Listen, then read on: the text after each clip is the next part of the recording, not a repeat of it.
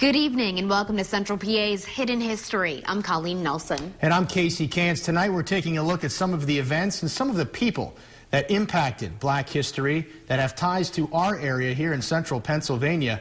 We're here from the Penn State All Sports Museum, and one of those memories of the past is right here, actually, Colleen.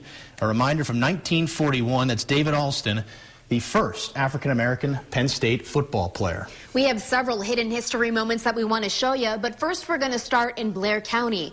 We're going to take you to an area that was once known as Little Africa.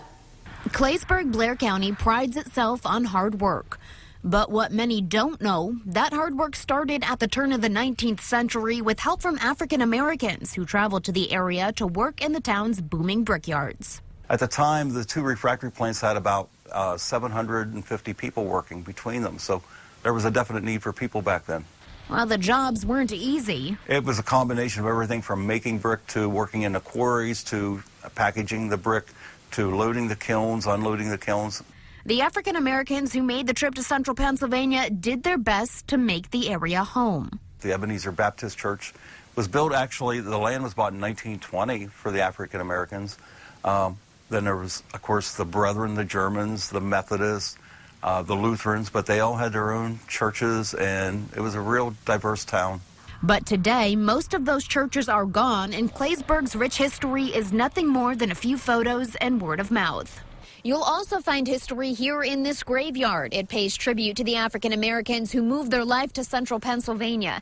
Now, it's right across the street from a fenced-in property, but back in the 1920s, it used to be a booming community known as Little Africa. Just a short distance away was another neighborhood known as Shanty Row. Like Little Africa, there are few remains honoring the past, but Shanty Row used to follow along this railroad spur. This neighborhood was also known for welcoming in other out-of-town workers who came to Claysburg. We have photos from the early 1920s with African Americans and the Eastern Europeans all in the same, high school class. There were still one-room schools until the mid-30s, but the high school itself had the blend of people. When the Great Depression hit and jobs were lost, many of the African Americans who moved here from the South headed back home. There was a small resurgence around World War II when more workers were needed, but now all that's left behind are a few headstones, photographs, and the word of mouth Rich Ellison is working to spread.